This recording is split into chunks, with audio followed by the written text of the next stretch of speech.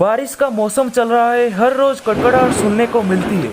जी हम आसमानी बिजली की बात कर रहे हैं। जब हम छोटे थे ना तो बारिश आते ही भागकर टीवी, रेडियो, मोबाइल्स और जितने भी इलेक्ट्रॉनिक्स चीज है वो सब कुछ बंद कर देते थे, क्योंकि हमें यही सिखाया गया था कि इन पर बिजली जल्दी गिरते हैं। तो चलिए आज पूरा जानते हैं कि आसमानी बिजली क्यों गिरती है, कितनी बार गिरती है, बिजली कैसे बनती है, बिजली क्यों चमकती है और बिजली गिरने का कारण क्या है, वो सब कुछ बताऊंगा। और इसके साथ ही लाइटनिंग के बारे में 20 फैक्ट्स भी बताऊंगा, इसलिए वीडियो को लास्ट तक जरूर देखना। So let's begin. आसमानी बिजली क्यों गिरती है? जब ऑपोजिट एनर्जी के बादल एक दूसरे से टकराते हैं ना तो उनसे पैदा होने वाले रब से आसमानी बिजली और उनके टकराने से कड़कने की आवाज पैदा होती है। कुछ समझ में आया? चलिए इसे अच्छे से समझते हैं। कुछ बिजली तो आपस में बादल पर ही गिर जाती है, लेकिन जो ज्यादा मजबूत होती है ना वो कंडक्टर की तलाश में धरती की ओर बढ़ती है। सबसे पहले जानते हैं स्टैटिक इलेक्ट्रिसिटी क्या है। दो वस्तुओं को आपस में रगड़ने या घर्षण करने से स्टैटिक इलेक्ट्रिसिटी क्रिएट होती है। तुम सब बचपन में ये गुब्बारा और फैन वाला एक्सपेरिमेंट तो किया ही होगा, जिसमें हम गुब्बारे और फैन को हमारे सिर में रगड़ते थे और फिर उस गुब्बारे और फैन को छोटे छोटे टुकड़े कागज के पास ले जाते थे। और उसके बाद क्या होता है आपको तो पता है, वो सारे कागज के टुकड़े पेन या गुब्बारे में चिपक जाते थे। क्यों? अब याद आया ना? तो इस प्रक्रिया का पीछे की साइंस स्टैटिक इलेक्ट्रिसिटी ही है। इसमें यह होता है कि जब हम गुब्बारे और फैन को शरीर में रगड़ते हैं ना तो हमारे शरीर से कुछ नेगेटिव चार्ज या इलेक्ट्रॉन गुब्बारे में आ जाते हैं और ये कागज के टुकड़े उनके पॉजिटिव चार्ज को अट्रैक्ट करता है और इस तरह गुब्बारा एक मैग्नेट के तरह उन कागज के टुकड़े को अपने ऊपर चिपका लेता है।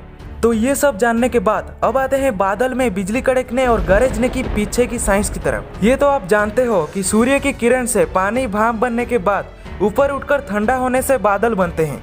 ऊपर ये बादल इतना ठंडे हो जाते हैं कि छोटे छोटे बर्फ के टुकड़े में बन जाते हैं। ये बर्फ के टुकड़े आपस में लगातार टकराते रहते हैं और इसी टकराने के कारण बादल में नीचे की तरफ एक नेगेटिव चार्ज क्रिएट होता है और पॉजिटिव चार्ज हल्के होने के कारण बादल में ऊपर की ओर आ जाते हैं और बादल के अंदर ये चार्ज सेपरेट हो जाते हैं। और जैसे कि अभी आपको बता रहा था, स्टैटिक इलेक्ट्रिसिटी में किसी एक वस्तु पर स्टैटिक नेगेटिव चार्ज क्रिएट हो जाते हैं। ठीक उसी तरह क्लाउड्स में भी स्टैटिक नेगेटिव चार्ज फॉर्म हो जाते हैं। हालांकि बादलों के अंदर चार्ज कैसे बनती है ये अभी रिसर्च चल रहा है, क्योंकि यही सबसे इम्पोर्टेंट प्रक्रिया है कि बिजली यानी लाइटनिंग का फॉर्म होने।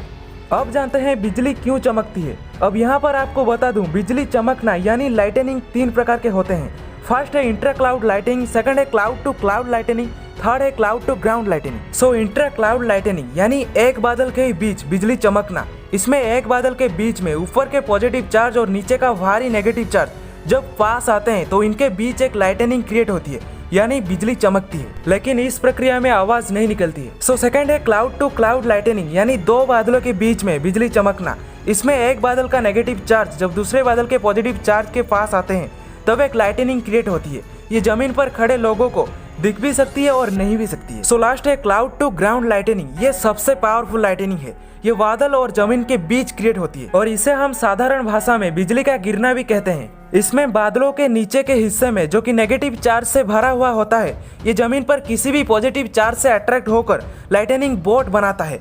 जमीन पर यह अधिकतम पेड़ या खुले मैदान पर होता है, इसीलिए बारिश के टाइम किसी भी पेड़ के नीचे या खुले मैदान में जाने से मना किया जाता है। जमीन पर गिरने वाली ये बिजली लगभग 27,000 डिग्री सेल्सियस तक गर्म होती है। क्या आप जानते हो ये ग्राउंड लाइटनिंग इतने जोर से आवाज क्यों करती है?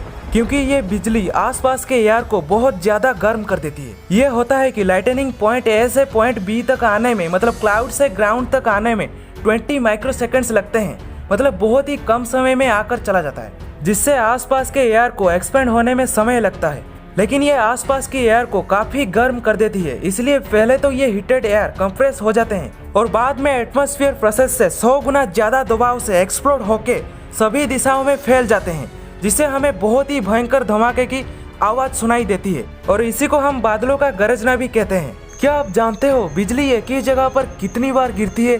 सुना है कि आसमानी बिजली एक ही जगह पर 2 बार नहीं गिरती, बल्कि ये एक ही जगह पर 1000 बार गिर सकती है। जैसे द एम्पायर स्टेट बिल्डिंग पर हर साल 23 बार बिजली गिरती है और एक बार तो 24 मिनट के अंदर 8 बार गिरी थी। क्या बिना आवाज के बिजली गिर सकती है? नहीं, ऐसा संभव नहीं है। लेकिन ऐसा हो सकता है कि आपने बिजली तो देखी हो लेकिन आवाज ना सुनी हो। ये इसलिए हुआ क्योंकि आसमानी बिजली 100 मील दूर से भी देखी जा सकती है, जबकि आवाज़ सिर्फ 12 मील दूर तक सुनाई देती है, क्योंकि साउंड की स्पीड से लाइट की स्पीड बहुत तेज है। ये तो आप जानते हो। क्या हवाई जहाज़ों पर बिजली गिरती है? हाँ, हवाई जहाज़ों पर बिजली गिरती है, पर बिजली गिरने से एरोप्लेन को बस छोटी सी खरोंच के अलावा कुछ नहीं होगा, और बिजली गिरने पर भी यात्री इसे महसूस भी नहीं कर पाएंगे, क्योंकि पूरा विमान एक एल्यूमिनियम कॉटन के कवर किया जाता है जो इलेक्ट्रिकल करंट को कंडक्ट करके रखता है, लेकिन विमान के अंदर नहीं जाने देता। इसलिए जब किसी विमान पर बिजली गिरता है तब उसकी ऊपरी परत से होती हुई गुजर जाता है, और सभी इलेक्ट्रॉन और फ्यूल टैंक भी एक्स्ट्रा प्रोटेक्टेड होता है, और इन सभी प्रोटेक्शन को भी पहले टेस्ट किया जाता है। आपने देखा होगा कि ज़्यादातर एरोप्लेन्स व्हाइट कलर का होते हैं, लेकिन क्या कभी सोचा है एरोप्लेन सफ़ेद रंग का ही क्यों होते हैं?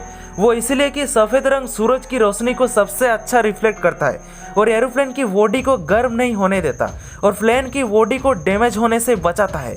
इसके अलावा विमान की बॉडी पर लगा कोई भी स्क्रैच, डैमेज या कोई भी लीकेज सफ़ेद रंग से अच्छे से दिख जाता है, जिसे उसको तुरंत रिपेयर किया जा सकता है, वरना उसी डैमेज और लीकेज के ऊपर बिजली गिरने से दुर्घटना घट सकती है और सफ़ेद पेंट भी ज़्यादा सस्ता होता है।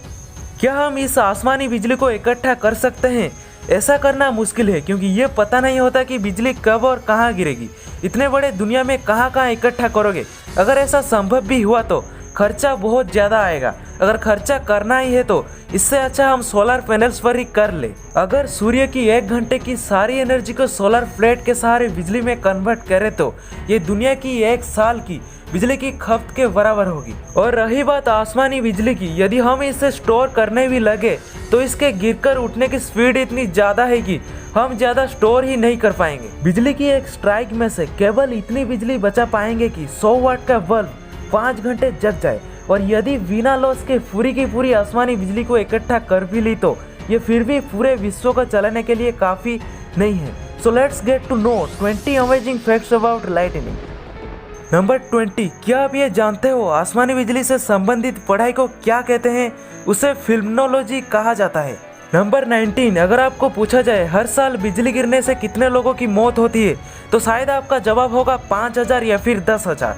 नहीं, हर साल करीब 26,000 लोगों की मौत बिजली गिरने की वजह से होती है। नंबर 18, क्या आप ये जानते हो हर सेकंड में 40 बार बिजली गिरती है, मतलब दिन में करीब 30 लाख बार।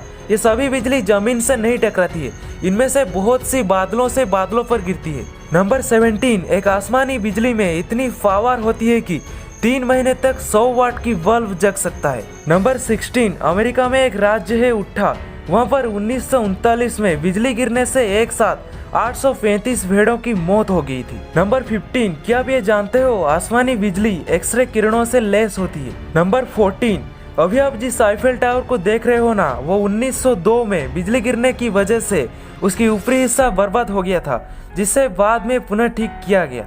नंबर 13, क्या आप ये जानते हो आसमान से गिरने वाली बिजली लगभग 4 से 5 किलोमीटर लंबी होती है और इसकी फ्लैश 1 या 2 इंच चौड़ी होती है। इसमें 10 करोड़ वोल्टेज के साथ 10,000 एम्प्स का करंट होता है। नंबर 12, आसमानी बिजली में इतनी ऊर्जा होती है कि एक बार में 1,60,000 ब्रेड के टुकड़े सेंके जा सकते हैं। नंबर 11, क्या आप ये जानते हो बिजली गिरने से पुरुषों के मरने की संभावना महिलाओं से 5 गुना ज़्यादा है। नंबर 10, ये बहुत ही इंपॉर्टेंट पॉइंट है, इसे ध्यान से सुनना। ये जान लिए तो आपके ऊपर कभी भी बिजली यानी लाइटनिंग नहीं गिर सकती है। तो फैक्ट्स ये है कि मान लो कि अगर आप घर की बाहर हो और आपके ऊपर लाइटनिंग स्टॉर्म गिरने वाली है, तो उस लाइटनिंग स्टॉर्म से कुछ वक्त पहले ही आपके बाल इस तरह से खड़े हो जाएंगे। पर अगर आप ये देखकर सेफ जगह में चले गए तो आप बच जाओगे। तो इस फैक्ट के लिए तो एक लाइक बनता है, और लाइक कर चुके हो तो सब्सक्राइब भी कर दो। नंबर 9, 1998 में अफ्रीका के कांगो में फुटबॉल का मैच चल रहा था। अचानक बिजली गिर गई, जिससे एक टीम के सभी 11 खिलाड़ी मर गए, जबकि दूसरी टीम के किसी खिलाड़ी का बाल भी बांका नहीं हुआ। आपका रिएक्शन कुछ ऐसा था ना, लेकिन ये सच है। आप इसे विकिपीडिया में चेक कर सकते हो। नंबर 8, एक साइंटिफिक रिसर्च का कहना है कि यदि इस तरह से ग्लोबल वार्मिंग बढ़ता रहा तो सन 2100 तक आज के मुकाबले 50% ज़्यादा बिजली गिरने लगेगी। नंबर 7, वेनेजुएला देश की माराकाइबो झील में लगातार बिजली गिरती रहती है। एक रात में 10 से 10 घंटे और साल में 240 से 260 रातें। यहाँ हर साल लगभग 12 लाख बार बिजली गिरती है। नंबर 6, बिजली गिरने के सबसे ज़्यादा चांस दोपहर को होते हैं और ये इंसान के सिर, गले और कंधे पर सबसे ज़्यादा असर डालती है। और जितने भी बिजली गिरने का केसेस आते हैं वो ज़्यादातर दोपहर को आते हैं। नंबर 5, रोशनी की रफ्तार ध्वनि से कई गुना ज़्यादा तेज होती है। यही कारण है कि हमें गिरती हुई बिजली पहले दिखाई जाती है और गर्जना की आवाज़ बाद में सुनाई देती है। यदि आपने बिजली देखने और गर्जना सुनने के बीच में 5 तक गिनती गिन ली तो समझना यह आपसे 1 मील दूर गिरी है, क्योंकि ध्वनि को 1 मील यानी 1.6 किलोमीटर का सफर तय करने में 5 सेकंड्स लगते हैं। नंबर 4, स्टैचू ऑफ लिबर्टी पर हर साल 300 बार बिजली गिरती है। यदि इस पावर को इकट्ठा किया जाए तो ये 600 वोल्ट्स बनती है। नंबर 3, ये कौन है? यह है अफ्रीकी जानवर बोंगो, जो उन जली हुई लकड़ियों को खाता है जिन पर बिजली गिर जाती है। अबे ये कैसे खाता है?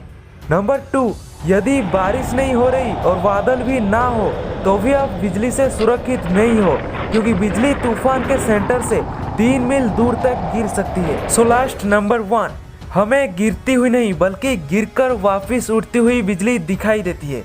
वापस जाती हुई बिजली यानी जो फ्लैश असल में हमें दिखाई देती है उसकी स्पीड 32 करोड़ फीट प्रति सेकंड्स, और जो कड़कने की आवाज़ हमें सुनाई देती है उसकी स्पीड 1100 फीट प्रति सेकंड्स होती है।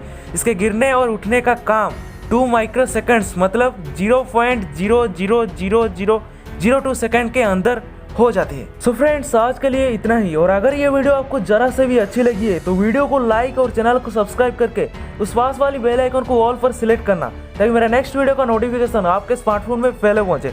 So thank you so much for watching this video.